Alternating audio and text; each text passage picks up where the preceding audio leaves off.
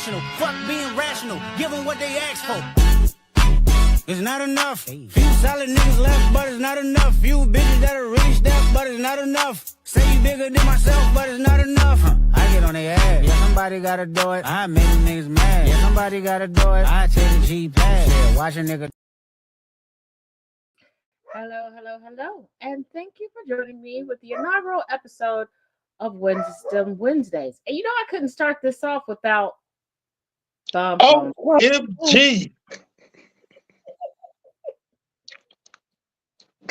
I'm honored to be the inaugural Wednesday Wisdom. Yes, of course. Who else would I get? You're hilarious. Oh my God. Okay. I am honored. Let's have fun.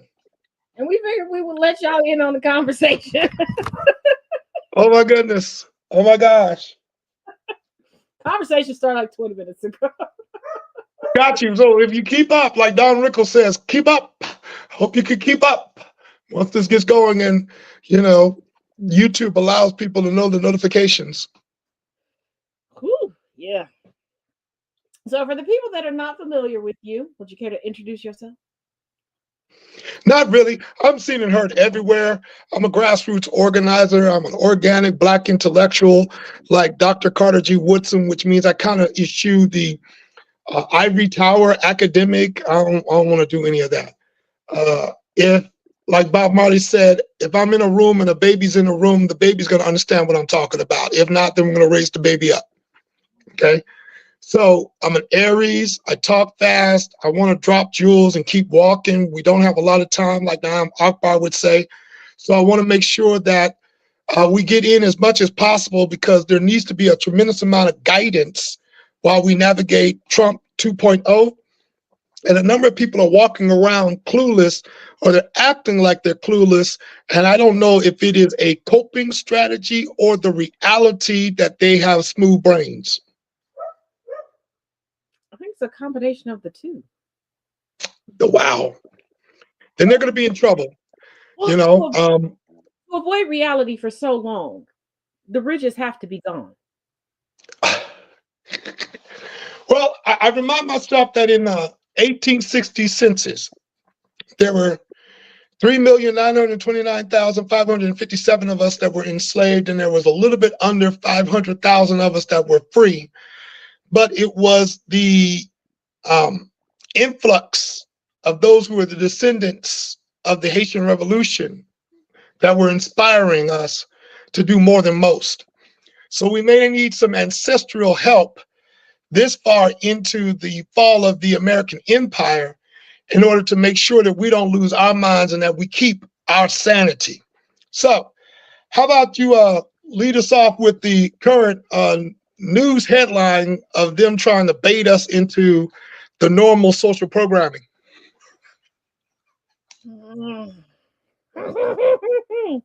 Well, actually, we're not going to do a headline. Okay. We're going to do a name. Okay. When you hear the name Chauvin, what comes to mind?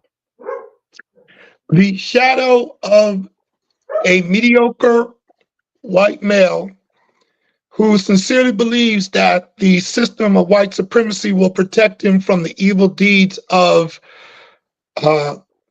breaking Black bodies to soothe the elite and reassure them that the rules and regulations that maintain the racial caste system are in place. Or as Bob Marley would say, every time I hear the crack of the whip, my blood goes cold.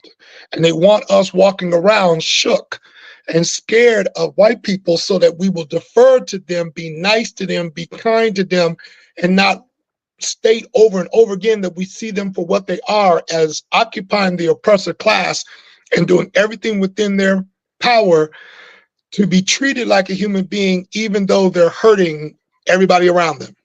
And so that's going to sound rough because I'm talking in the general group dynamic term and not in the 15 characteristics of individualism, right to comfort, either or thinking that Dr. Tima Akun and Kenneth Jackson Jones articulated in 1999.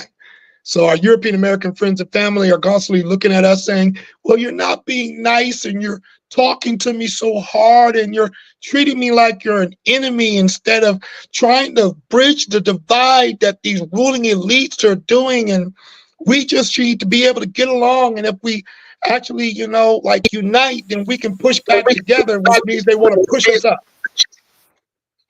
They want to push us up front while they benefit from our labor. And we don't want to do that anymore. So I am in trouble because I started reading Paulo Freire's Pedagogy of Freedom. And how do I say this? Those at the academia, they really focus in on how to teach, right? So they're going to say, hey, here's how you teach somebody who has special ed or autism. Here are the 7 ways that people hear and learn. Here's how you teach in cultural competency. Paulo Freire is asking us the basic question of, well, maybe we should look at the curriculum and question what we're teaching. Is what we're teaching helping people face the reality that they're living in? If it isn't helping them face the reality that they're living in, then it may not be pedagogy.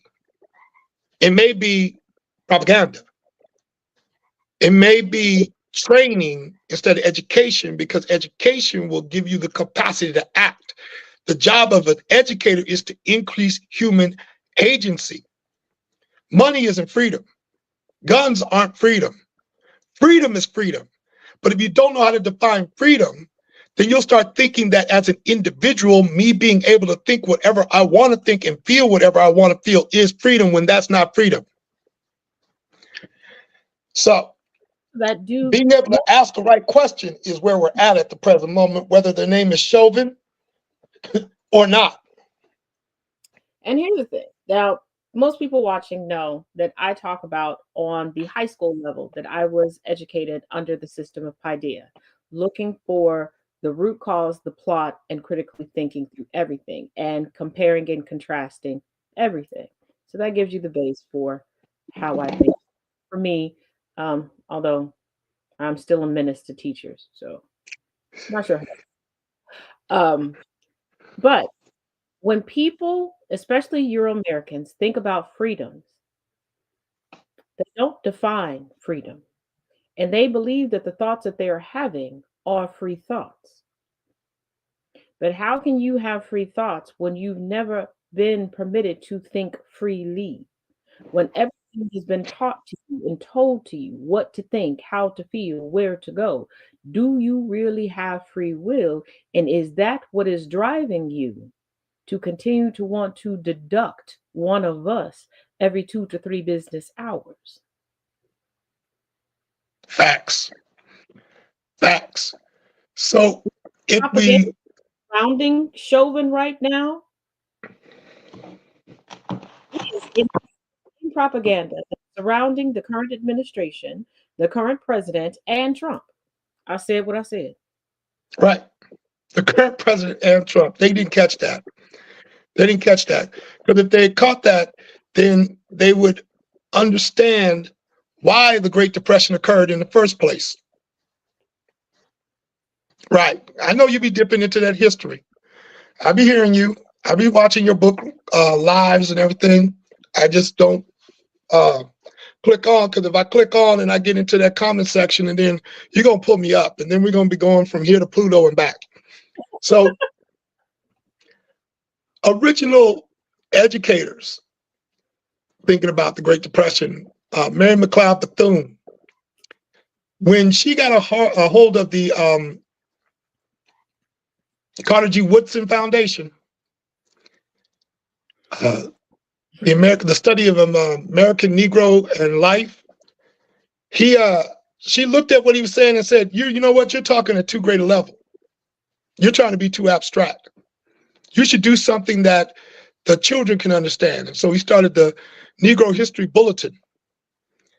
And when it comes down to Black history and the way that it was originally crafted, Negro History Week, the adults were supposed to teach every month except for in February. In February, the children were supposed to teach the parents. Mm-hmm. Okay, why? Mary McLeod Bethune understood that learning and teaching were two sides of the same coin. And if you didn't give your student a chance to teach you, then you didn't know what the student actually learned. The test wasn't a sheet of paper. The test was what the student retained and was able to communicate and use. Depending on what they presented, that's how you knew to shape your curriculum.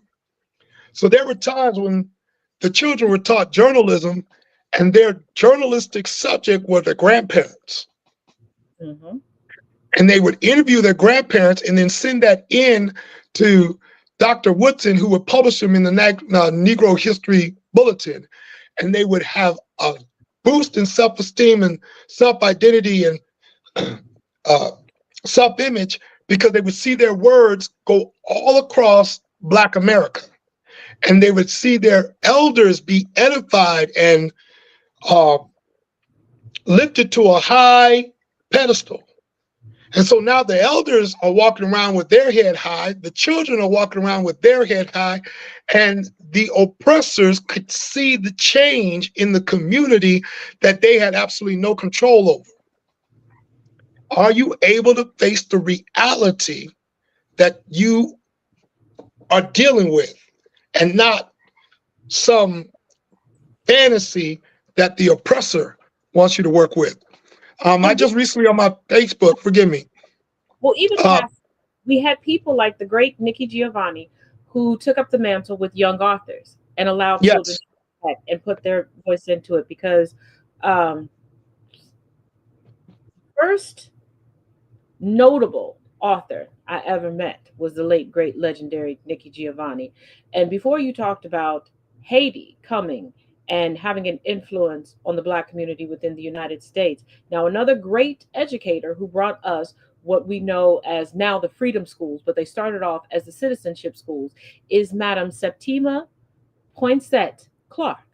Her mother was Haitian, her father was formerly enslaved, and she decided education was the way for we to know how to properly organize, be political, and move forward.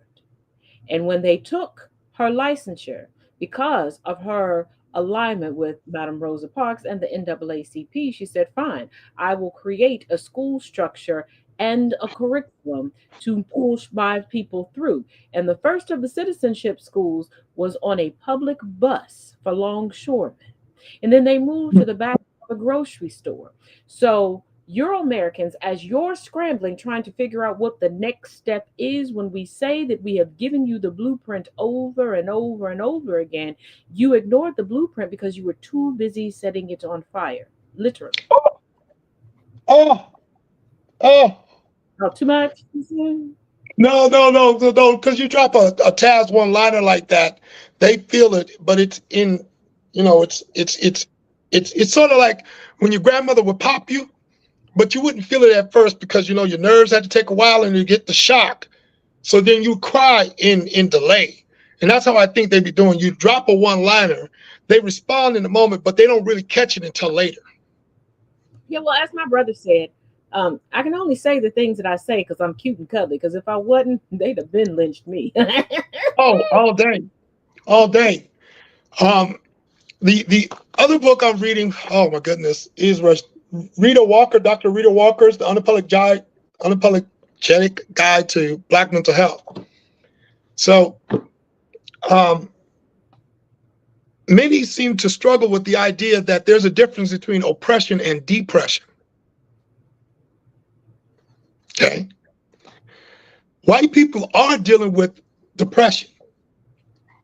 They're sad, they're grieving, they're mourning in their social position.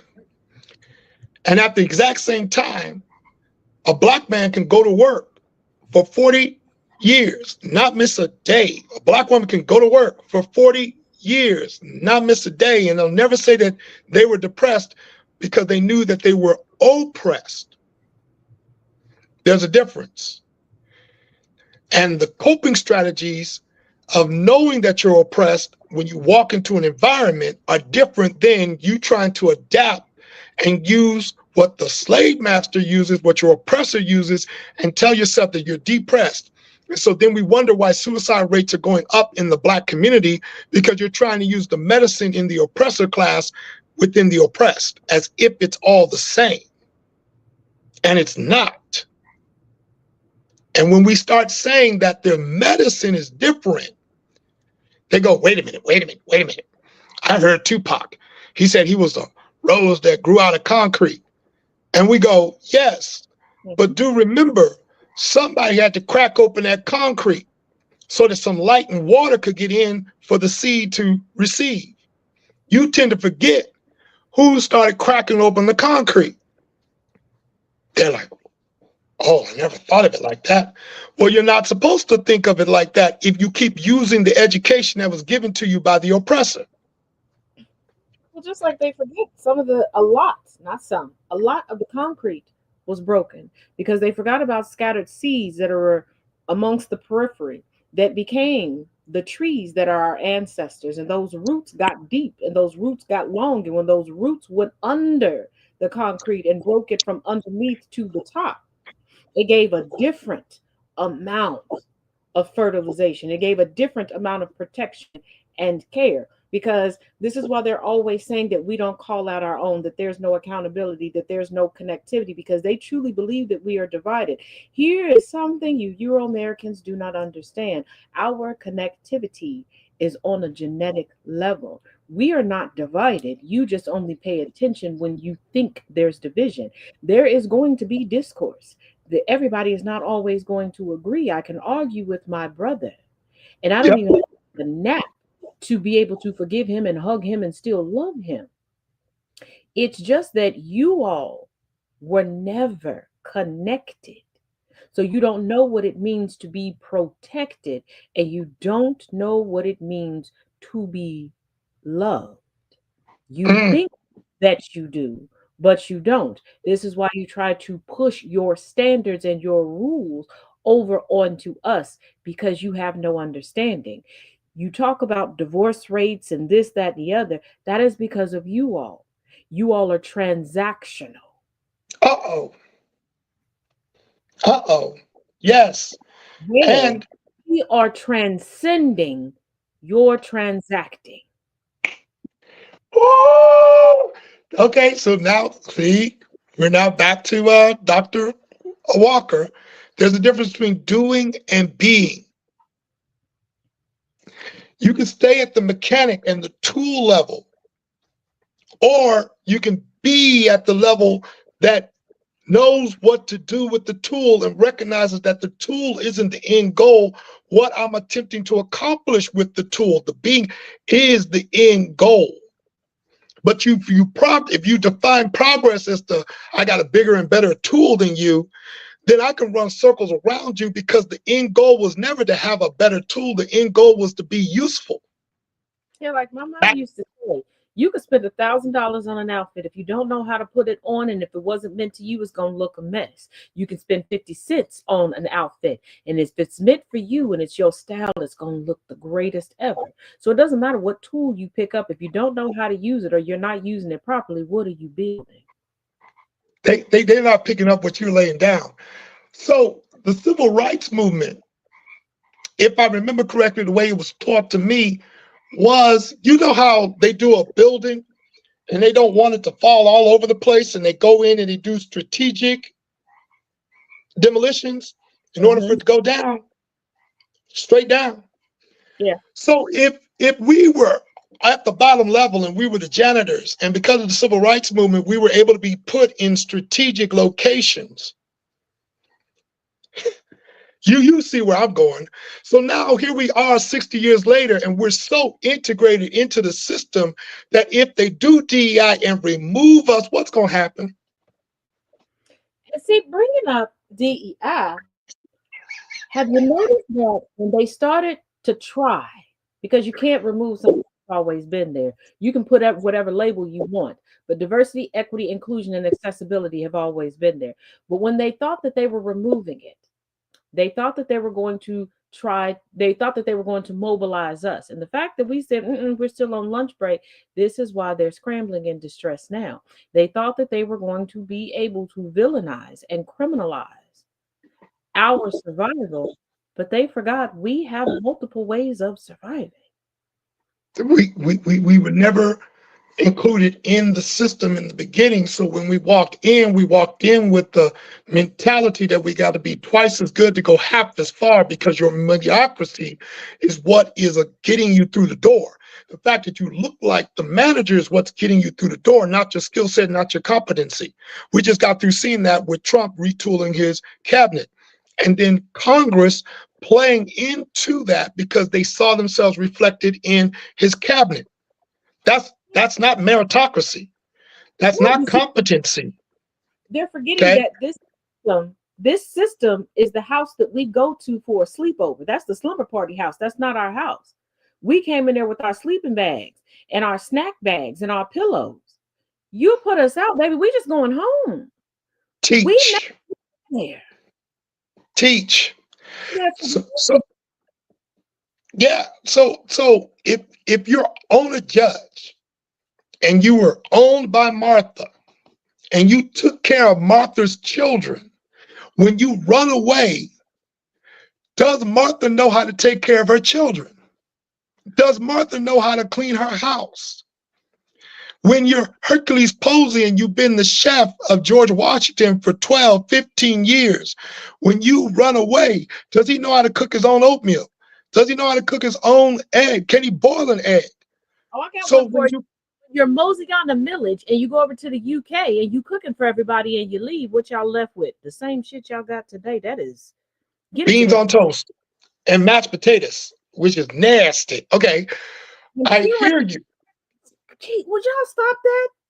That is some exorcism shit. You're not supposed to eat that. But when you have not for generations lived up to competency, when the people who are competent, strategic demolitions, are removed from the system, then you're now in the first 17 years of Jamestown, where the rich people can't do anything other than play games in the street. They don't know how to hunt. They don't know how to get water. They don't know how to build a house. They don't know how to get pitch. They don't know how to make a candle. They can't function without their servant class. So then you wonder why the three little pigs are running around building the next big house, but the people, the wolf, has to try and run and get in their house because he doesn't know how to make a house for himself. I'm using the metaphors to try and get around their cognitive dissonance. You know what I mean? Okay, let me tell this story. Let's see, it's a joke, but I'm see what it took me. I tell the riddle, okay? So, and this was told to me by an old man. It took me about 2 years to figure out what he was talking about. Right, Taz? Work with me. There was a pimp, black man, who died. And when he woke up, he found himself in hell.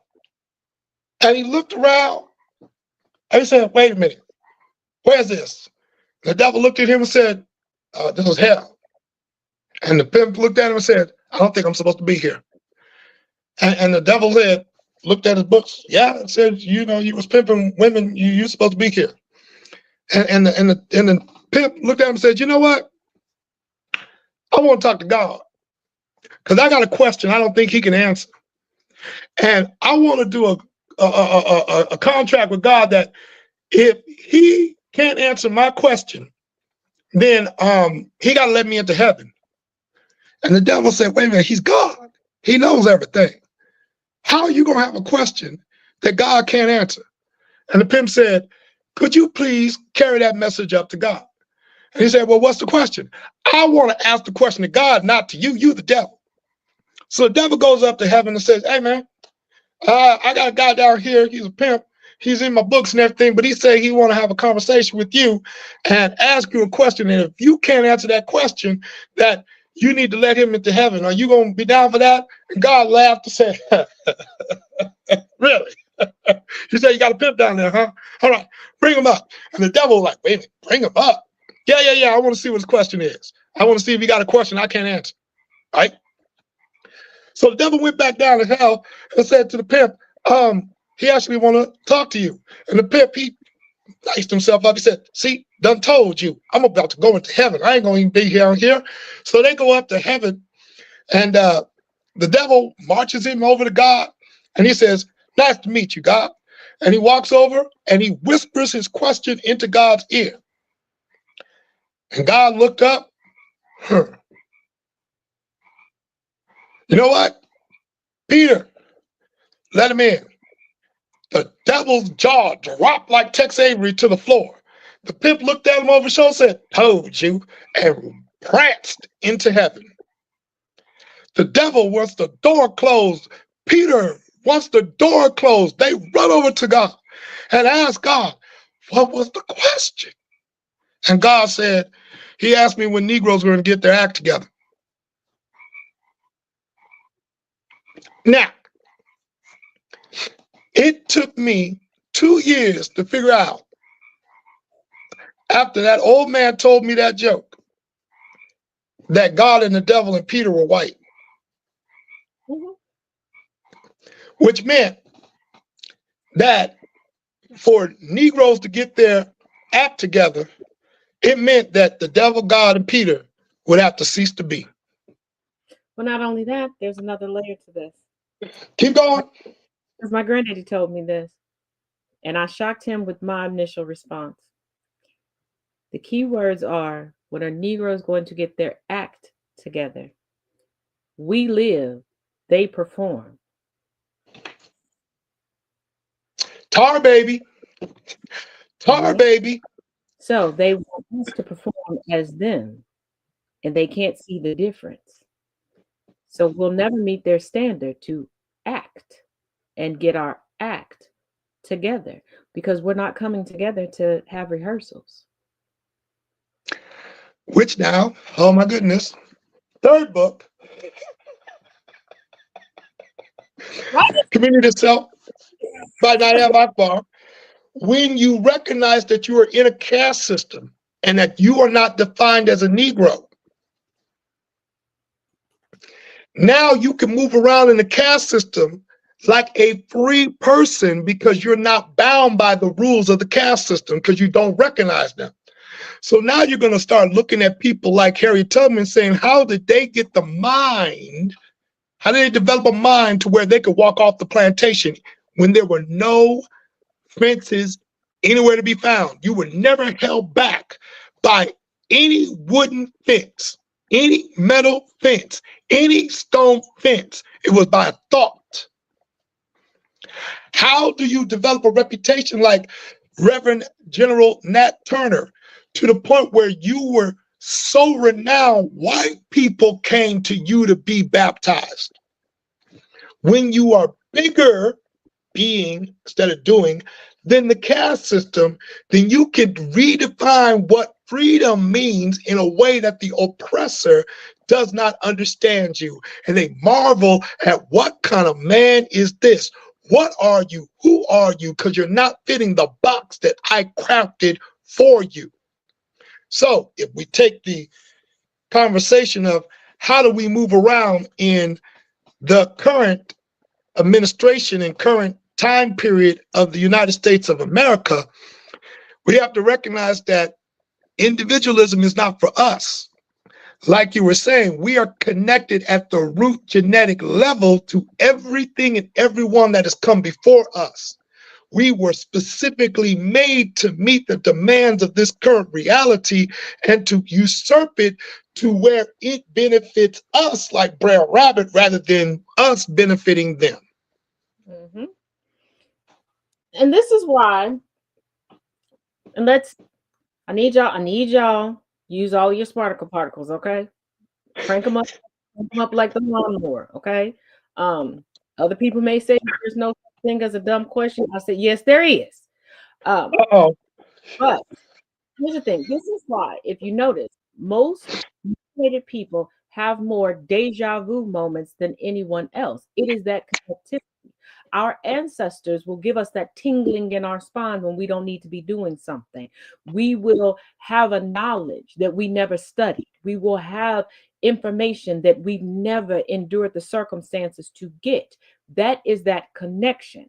We are not a people meant to keep banging our head on the brick wall. And earlier today I said it in a joking manner. And like I tell people all the time, I will tell you a joke, but I will always give you something to think about within that joke. There's a purpose to everything that I say. I don't open up my mouth just to hear myself speak. Uh-oh. Enjoy myself, I can just look in the mirror. Uh-oh. The one-liners, Tab, the one-liners. what Michael Coleon say? Laugh now, figure the joke out later. Exactly. But why people have an unhealthy attachment to showing their utter stupidity? We cannot call it ignorance at this point because you've had centuries to master this shit, and you've told yourself and the world that you are at the top of this racial hierarchy that you made up one night because you were high. Don't tell me that you weren't high, because you had to be high to come up with this shit, okay? Uh-oh. Tell the truth. Keep doing things that are against everything on this planet. The earth has told you they don't want your racism because they have opened up sinkholes. They have given you earthquakes. They have flooded you over with hot molten lava. Animals have told you that they are over your racism because they have swallowed you whole. They've eaten off your face. They have taken your limbs. They have run off with your babies when you tried to feed them ours. Okay?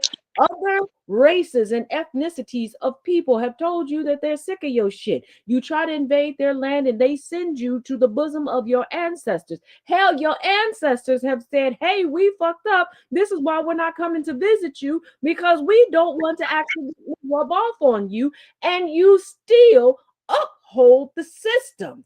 Like, how much do you enjoy losing that you keep holding on to the losing team? Like, at some point, you need to hold a better draft, and you need to trade racism to the aliens in the sky or at the depth of the sea. Like, what do you actually gain from the umbrella of whiteness? Because every 2 to 3 business seconds, you are trying to get from underneath that umbrella and creep into the club of melanated. Correct. Absolute. Absolute. Okay. So they attempt to keep using the same system to try and solve the problems of the system. But the system is designed to create problems, which is why the Black Panther Party, Bobby Seale, Huey Newton, Fred Hampton Sr. kept saying over and over again, racism can't fight racism. Only unity can do that. Unity is going to be outside of the destructive system because it's going to be able to build a foundation that you can stand on. It's not sand that keeps moving with the moon or the tide. However, when that's all you can grasp because you got the smoothness in your brain, if that's all you can see, then you're going to keep trying to recreate that everywhere you go, which is why nobody wants to deal with you. Okay? If you uphold racism, it's like you looking at your car, walking up to the tires, and intentionally filing down the treads off your tires and not thinking or being shocked when you slide off the road. Yes. So I asked my uncle to have a conversation with me. What do you do once you get out of survival mode? Okay. Now, he had a big thing about like, what does survival mode mean? Okay. Because if you're facing reality, then you're not in survival mode. The only reason that you're going to be in survival mode is because you're trying to resist reality, because at all times, the resources in order for you to face reality and function in reality are right in front of you. But if you're trying to not see, kind of use that pun on purpose, then you're always going to be in survival mode. So he was saying that I notice I got to borrow other people's wisdom. They're close to me because I'm not trying to say that I'm intelligent. I'm just trying to say I'm a good student. Back to Paulo Freire. He said that in nature, it comes with its own restraint. Okay, so if I'm a plant, I can only go down so far in my roots and out so far. At some point, I am forced by the restraints of the nutrients in the ground and the parameters that I'm planted in to have to grow up. So he said that you'll get out of survival mode when you figure out where you are and you choose to now elevate out of that situation so that you can see it for what it is. So we're dealing with a problem here in the United States of America of us being oppressed, but we're trying to use the measurements of ourselves by what the oppressor uses to measure themselves, when we have a totally different standard to work with. Okay, so we just use what Dr. Carter G. Woodson left us, just use what Frances Cress Welsing left us, just use what Nayam Akbar and Marcus Garvey and Charles Drew, the very thing that allowed George Washington Carver to look at a plant and keep extracting one product after another out of it. That same genius is available to us if we choose to grow up using our culture to look at reality rather than trying to recreate ourselves as if we are darker versions of our oppressor. And let me add on to this. We have to stop forgetting. Okay. First of all, I need every Black person to unbraid your hair and let the seeds fall into your hand. You don't have to be a great agriculturalist. You just need to walk with your hand open and let the seeds fall, because they will know where to fall. Uh-oh. On top of that, with the roots, we can grow higher when we allow our roots to interconnect and share the nourishment, and allow yourself to grow up and let go of attributing excellence that is Blackness to everything else. And what do I mean by this? If another one of you beige marauders, and this has nothing to do with complexion, okay? One of you love to be the chairman of the board of the Coontastic Coalition, says that Black excellence at any level is attributed to making a sacrifice to the Illuminati, I promise you, I am going to knock on your door, throat punch you, and then I'm going to go and woo your mama and take her away from your daddy. Okay. And I'm going to spend that $17.52 she been sitting aside for after she passed away to give to you. Keep playing with me. I'm sick of y'all shit.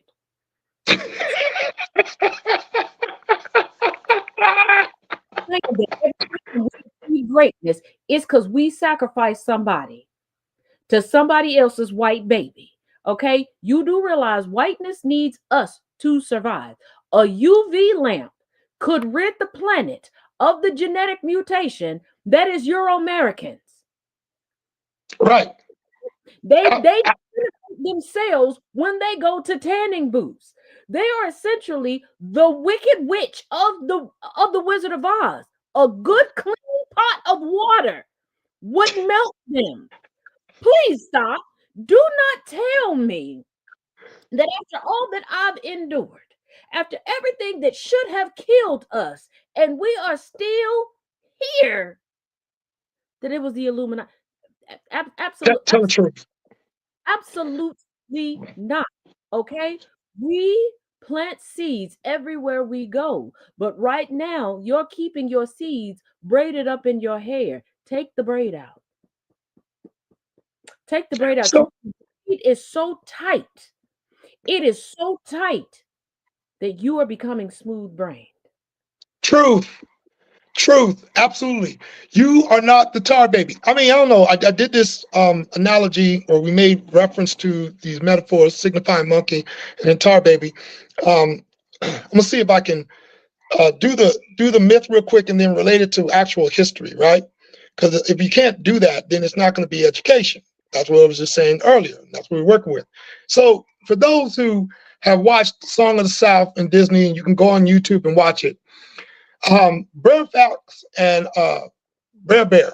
They want Brer Rabbit for stew. So they create a tar baby, put it in the middle of the road for Brer Rabbit to come and interact with while they hide. Brer Rabbit is stupid enough to try and talk to the tar baby, and every time he gets mad and hits the tar baby, he gets some of the tar on him. Now he gets trapped in the tar baby.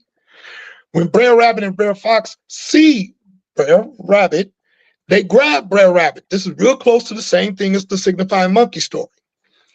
Once he's caught, Brer Rabbit now has to come up with something witty to say to get out of this trap that he finds himself in. So he says, hey, this is bad, but don't throw me over there in the Brer Patch, because if you throw me in the Brer Patch, then I'm going to be goner, even more of a goner than I am right now. So because Brer Rabbit and Brer Fox actually want to kill Brer Rabbit so that they can eat him, they throw him in the Brer Patch. Now he's free of the tarberry, and he's where he grew up in. Okay? So the initial, if you're a Black nationalist and you're reading this story and you're trying to use it as a lesson, is Black people don't need to interact with the concept, the racial caste system, in any way, shape, or form. Should have stayed in the Brer Patch from the beginning. What does that look like? Looks like Booker T. Washington starting Tuskegee Institute. See, Tuskegee is in Georgia, right? I believe Tuskegee is in Georgia. And the Georgia state legislature, after the Civil War, appropriated some money for a school. And they wanted a Black man to run the school. So they looked around for a Black man to run the school, and Booker T. Washington had recently been graduated up in Tennessee. No, in Virginia. I'm sorry, in Virginia. So they asked him to come down to Georgia, and they give him money for salaries of the teachers, but they don't give him any money for a school or land. So he goes to the school that he graduated from, borrows money, and buys a 100-acre plantation. What does he do at the plantation? He digs a pit, starts a kiln, and starts making bricks. What does he do with the bricks? He sells the bricks to make money. Then he has his students keep making bricks, and they built the first classrooms of Tuskegee Institute. The reason why the bricks were good was because the white people couldn't burn down the building. If it was made out of wood, they would have been able to burn it down. So he got money, he got land, he got buildings, and he already had the salary for the teachers. And that's how the school got started, by being in the Brer Patch. So every time they try and throw you into their box, choose not to play with them where they are. Stay where you are and build where you are. Because if you're taught how to think and not how to follow their rules and regulations, you'll always come up on top. Am I right or am I wrong? All right. And here's the thing. Euro-Americans set the rules, and they set the rules that they cannot follow, and they set standards that they cannot achieve. So Facts. why frustrate yourself with things that were made based upon you as a standard? Because all they do is convince you that you cannot hit the target marks that you were born with. Why are you wrestling in the mud when you're not a puppy? You're not a pig. Teach. You're a human being. We have come a long way from being on the census as livestock. So why are you still acting like that? When people ask me about me being able to be calm and deal with people, like I said in one of my lives, I am already in control of you. Why would I spiral? I understand that you're trying to tell me I need to attain. I was born this standard. You are clamoring to reach me. All I have to do is close the door. Ooh, Dylan. You're trying to get to where I am. All I have to do is close the door. See, you all get very close to it when you say that you know that they're outside the club looking in, but you're keeping the door of the club open. I'm not.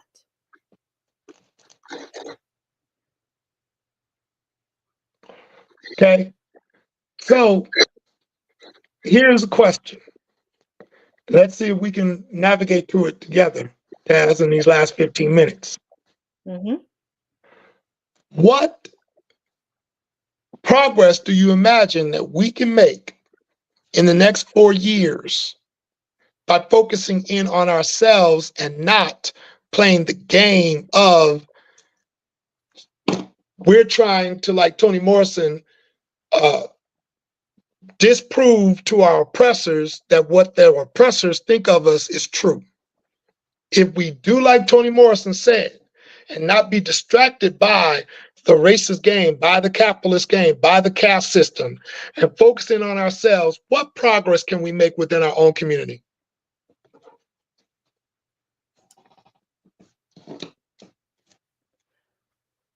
I need y'all to go with me on this. Mm-hmm. You add yeast to bread. That is what causes things to rise. We've been giving our yeast away. If we do what we need to do, we reclaim our yeast and we bring back our good, fluffy, able to be shared amongst ourselves bread.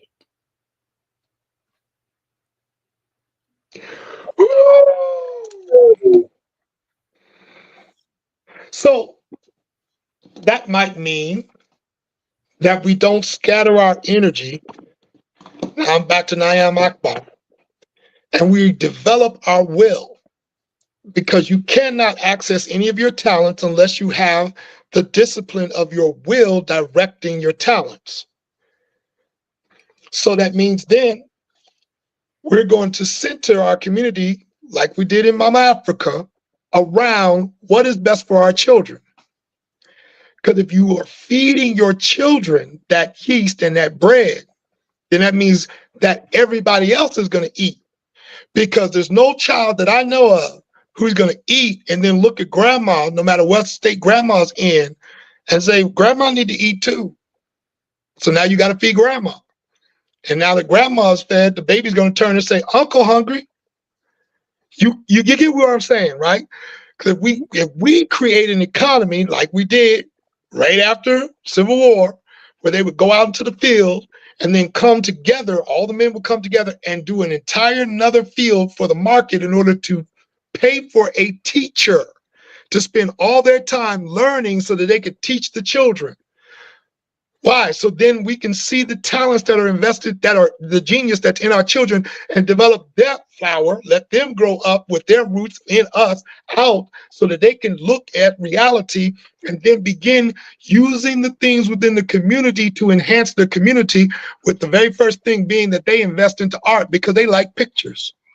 Well, not only that, when you put the yeast back into the bread, you don't have as many people making unleavened bread in order to feed everybody, because leavened bread goes a further way. So Martha may have been helping Juliet make bread, and Martha doesn't need to do that anymore. So what can Martha do? Martha can go off and make the butter to put on the bread.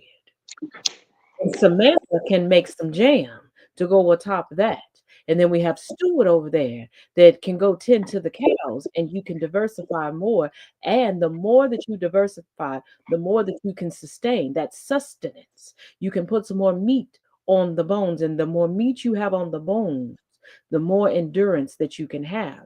You are made for the long haul now. And when you're made for the long haul and you begin to travel and traverse, you have more wisdom to bring back to teach. And the more you teach and the more you cultivate that creativity, the more you put forward society. Now, society can be inclusive and society can be exclusive. And no, society does not need to always be inclusive, because we do not need to include anyone that's going to be a detriment. And once you propel forward, guess what? Everybody prospers, because no matter how much we separate ourselves, we do not live to ourselves. So as we cultivate our ground, when it rains, a little bit of that soil comes over to you as well. Teach, because source and resource leads to everything that the market is going to consume. If you focus in on the resource and the source and resource, saying it on purpose, just like that, then you'll get everything else that you're looking for. If you focus in on them babies and develop them babies, you'll get everything else that you're looking for. And the babies will make sure that you eat too, because they're falling in love with you. What is it? I love you because you first loved me.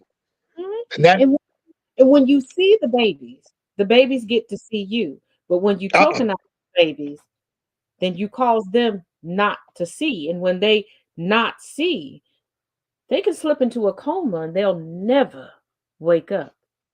Huh. Pun intended. Right. Smooth brain again.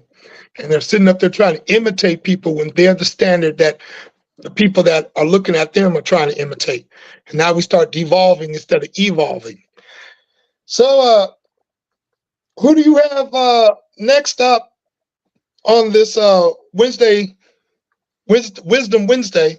Who do you have next up for show number 2? It's between two people. I'm not going to make the announcement this week because it's a matter of scheduling, and I don't want to Okay. name it because it's in between those two people. But the next one will be a woman, since some people seem to think that I'm anti-woman. I don't know how they think I'm anti. Y'all know I am a woman, right now. Like, y'all be seeing some outrageous stuff, and then I think we like women.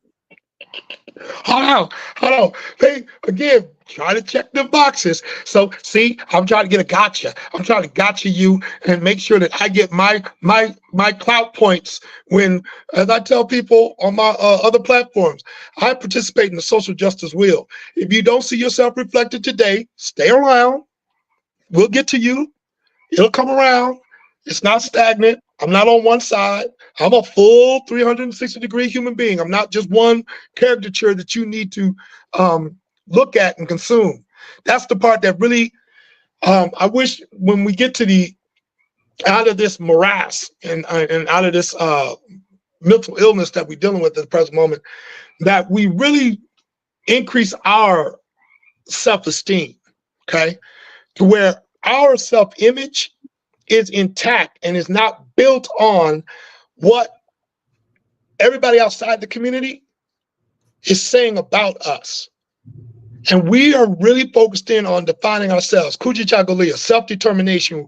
We define ourselves, and we don't care if you receive it or not, because after a while, you'll be imitating us. We have been taking the scraps of Babylon and recreating that into quilts and clothing and culture for so long. We really believe that we're supposed to only work with the scraps of Babylon. And my thing is, for those of y'all out there that think that there's going to be a point in time that you're going to rattle me, I'm going to tell you, just for your edification, when it comes to me in my life, I must love you for you to rattle. Teach. You're not my family.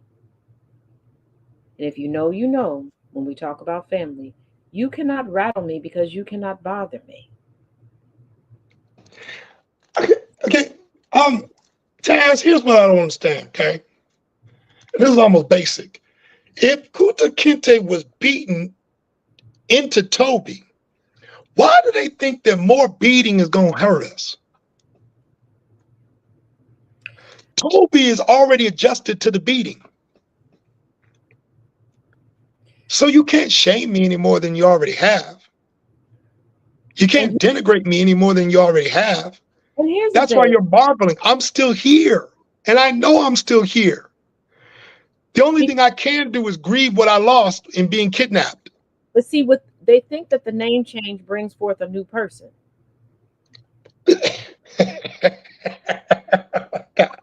Is peanut butter is peanut butter is peanut butter is peanut butter.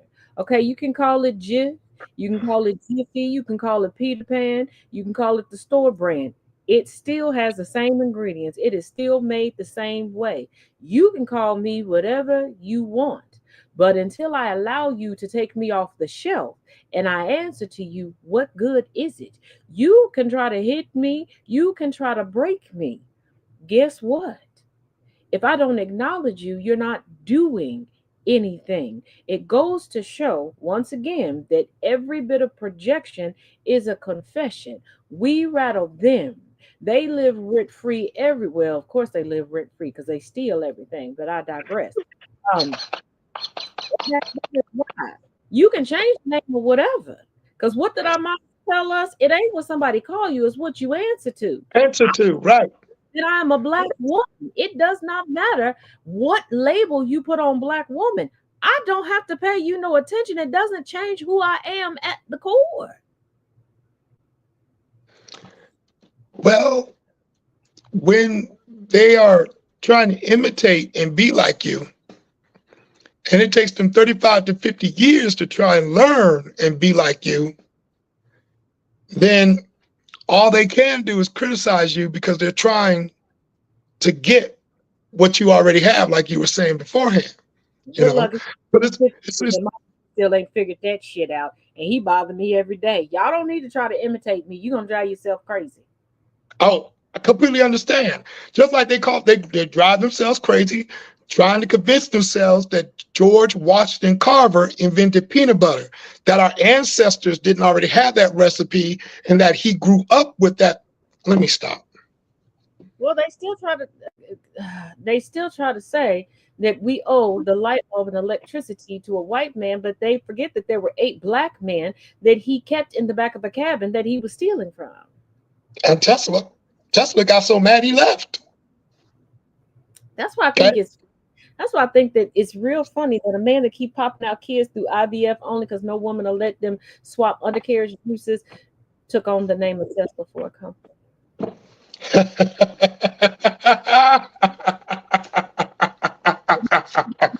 Oh my goodness.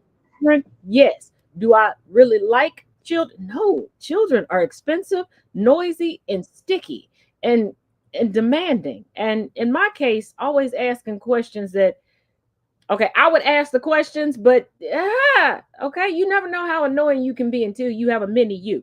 All right. But look, the fun part of children is the bumping undercarriages part. You're hilarious. Ain't no like these white heifers just letting Elon just stick a syringe in them, like, here you go, have my baby. Absolutely not. I'm in agreement with you. And again, if you go to Mama Africa, they actually have a system. When you get 4 wives, it isn't. I'm gonna keep that to myself. Let me not. I'm dropping too much wisdom if I do on that front. Because you got to have one that's an auntie that stays an auntie to help you take care of the rest of the family. Yeah. Mm-hmm. You got to have that component within the community. Everybody has a role. Everybody doesn't have children. We're not trying to be like the oppressor who feels like they are underpopulated on the planet and that the only purpose of a woman is to reproduce. When women are the standard of civilization where we come from, then how the woman is taken care of, that is the whole basis of the law. That's why they are trying to, what was it, Third Campbell? They created the Senate because the Senate was the council of grandmothers who thought what happened 7 years prior and what can happen 7 years in the future. Okay, and that was indigenous thought. There were no men that were a part of that council. Why? We're not smart enough. But I'm not going to see now. I'm doing too much, right? There's a reason why my aunt. There's a reason why my aunt is in the underworld judging you by the 42 negative confessions, and her husband. Tehuti is just writing down your life. Yeah, I love my brothers. I love my male cousins. I love y'all. I love you. I wonder about y'all. I do, because we're stupid. You guys are right. But as we wrap up, let the people know where they can find the books and how they can either request to be placed on an upcoming tour, or where they can find you on this current tour. Well, they can get in contact with me, email me, royalstar907@gmail.com.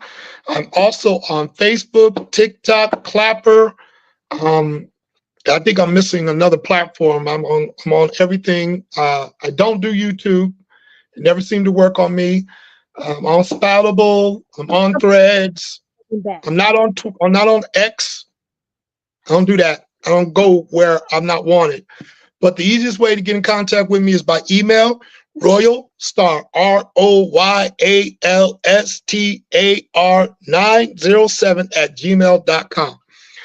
The next 3 stops are Des Moines, Washington, Idaho Falls, Idaho, and Canton, Ohio. If you can get to those 3 cities on the 15th of March, the 23rd of March, and the 30th of March, then you're on track. You can see me in the physical.